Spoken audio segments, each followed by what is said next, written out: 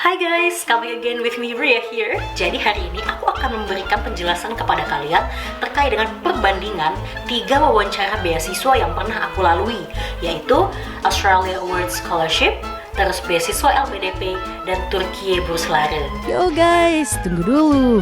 Jangan lupa subscribe dan like video ini.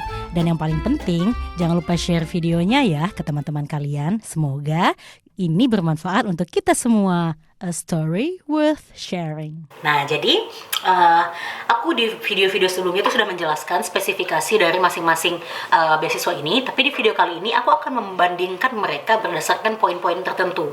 Nah, jadi yang pertama adalah situasi.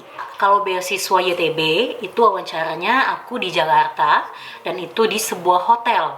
Dan di ruangan interviewnya itu ada 3 interviewer kayak gitu. Nah, kemudian kalau beasiswa AAS itu waktu itu di UGM, di Yogyakarta, di UGM. Nah, jadi ada 2 pewawancara. Yang satu adalah orang Indonesia, profesor, dan yang satunya lagi adalah orang Australia yang profesor juga. Nah, tapi kalau yang YTB tadi semuanya adalah laki-laki waktu itu. Nah, kemudian yang ketiga itu adalah pengalamanku waktu wawancara LPDP itu di salah satu kantor pemerintahan yang ada di Yogyakarta juga, lupa nama kantornya apa.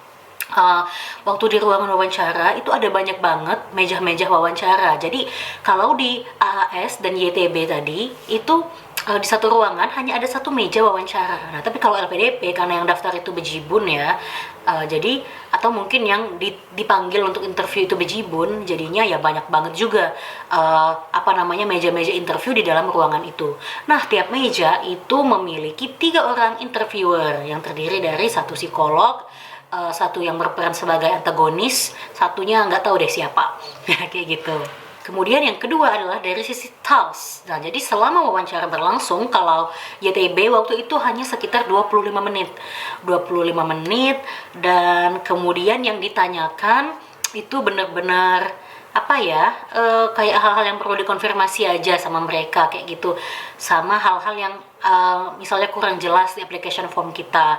Dan kasarannya kita lagi-lagi kayak selling track record kita gitu, compatibility kita terhadap program mereka. Nah, kalau AAS itu cuma 15 menit. 15 menit itu jadi mereka hanya kayak mengelaborasi, mereka menuntut kita untuk mengelaborasi jawaban-jawaban yang kita tulis di esai. Jadi kayak mereka nanya tentang practical aspect of what we have written in our application form kayak gitu. Jadi udah inti-intinya aja, yang CV apa segala macam tuh nggak ditanyain lagi. Jadi lebih ke kayak track record, visi misi, dan saat ini udah ngapain kayak gitu. Nah, terus kalau misalkan LPDP itu wawancaranya bisa 40 menit sampai 1 jam kayak gitu. Dan yang ditanyakan itu banyak banget, dari yang sudah kamu tulis di CV sampai yang sangat personal pribadi gitu ya. Yang masalah kamu menikah lah, yang masalah keluarga apa segala macam itu ditanyakan juga di LPDP. Kemudian dari segi action, maksudku adalah apa yang aku lakukan selama proses interview dan bagaimana prosesnya terjadi.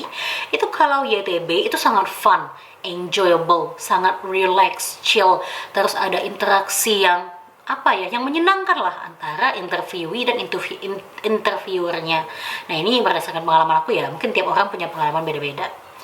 Nah, kalau wawancara AS itu sangat profesional. Jadi mereka itu punya tab kayak gitu, yang mereka itu udah baca application form kita, dan mereka tinggal narrowing down to the things that they want to confirm from us kayak gitu. Jadi udah to the point, profesional, nggak bertele-tele, itu AAS. Nah, kalau LPDP menurut aku itu cukup bertele-tele ya, karena banyak pertanyaan yang sudah ada jawabannya di application form itu ditanyakan lagi. Terus juga mungkin karena yang mau wawancara juga kayak kebanyakan data segala macam, jadi mereka juga cukup intinya tuh menurutku cukup bertele-tele lah, karena banyak hal yang sebenarnya itu tidak perlu ditanyakan lagi tapi ditanyakan lagi, dan itu ditanyakan berulang-ulang. Terus juga mereka tipenya menekan kita gitu. Mungkin mereka ingin lihat ya, di dalam situasi tertekan kita itu akan menjadi pribadi yang seperti apa gitu.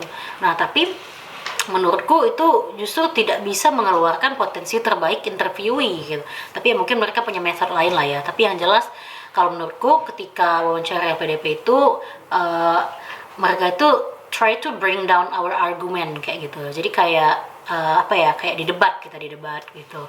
Intinya tuh kayak kita tuh ditantang untuk benar-benar bisa berstatement dan berargumentasi bahwa apa yang benar-benar ingin kita lakukan itu adalah sesuatu yang patut dibiayai oleh negara. Ya mungkin begitu ya. Nah, yang terakhir itu adalah dari segi result.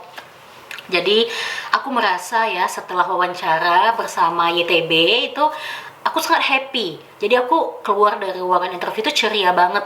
Jadi entah keterima entah enggak, yang jelas aku merasa bahagia aja kayak gitu. Nah, dan aku pun merasa optimis gitu. Aku merasa optimis bahwa wah kayaknya ini hasilnya positif deh kayak gitu. Nah, terus kalau beasiswa AS begitu aku keluar ruangan, nah karena aku itu waktu itu wawancaranya terakhir, jadi udah yang paling sore dan mereka masih melihat semangat aku, jadi mereka bilang, oh terima kasih Ria, kamu sudah bersabar menunggu dan tetap bersemangat kayak gitu. Jadi aku tuh merasa diapresiasi gitu. Entah jawabanku tuh sebenarnya apa yang mereka inginkan atau enggak, tapi aku tuh merasa dihargai kayak gitu. As a human being, as a participant kayak gitu. Intinya tuh aku merasa they value and respect my effort kayak gitu. Jadi aku keluar ruangan itu ya tetap merasa positif gitu, entah apapun hasilnya.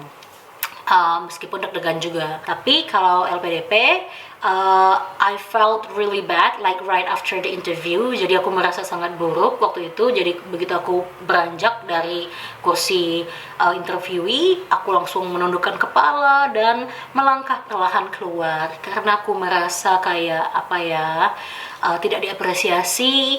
Aku merasa apa yang kurasa terbaik itu ternyata nothing in front of them kayak gitu.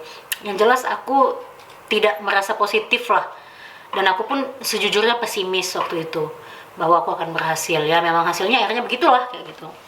Nah, jadi dari 4 poin tadi, 4 poin perbandingan tadi, semoga teman-teman bisa dapat gambaran kalau ingin mencoba ketiga beasiswa ini kayak gitu. Cuman ini hanya berdasarkan pengalaman aku guys.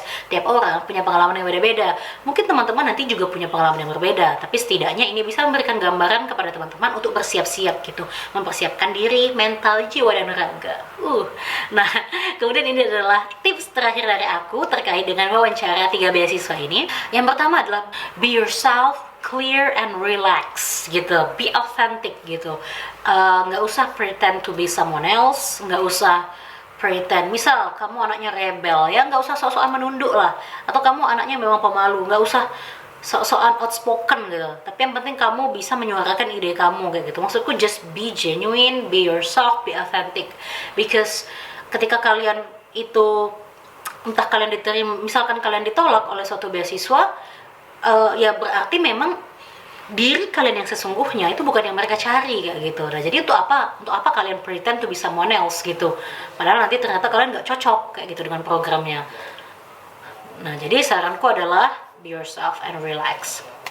So this is like a closing remark. Jadi pesan aku buat teman-teman, lakukanlah yang terbaik, totalitaslah dalam setiap prosesnya, dari pendaftaran dokumen sampai ke wawancara. Lakukanlah hal yang terbaik yang bisa teman-teman lakukan dan totalitaslah. Nah, perihal hasil itu ya Allahu alam, serahkan aja pada Tuhan. Because I believe God serves what you deserve. Nah, jadi kalau teman-teman nanti mengalami hal-hal yang tidak sesuai ekspektasi, yaitu bersiap saja. Dan yang jelas adalah percaya diri dan be authentic. Oke, that's all from me. Semoga ini bermanfaat. Jangan lupa share, like, subscribe, and comment. Oke deh, bye.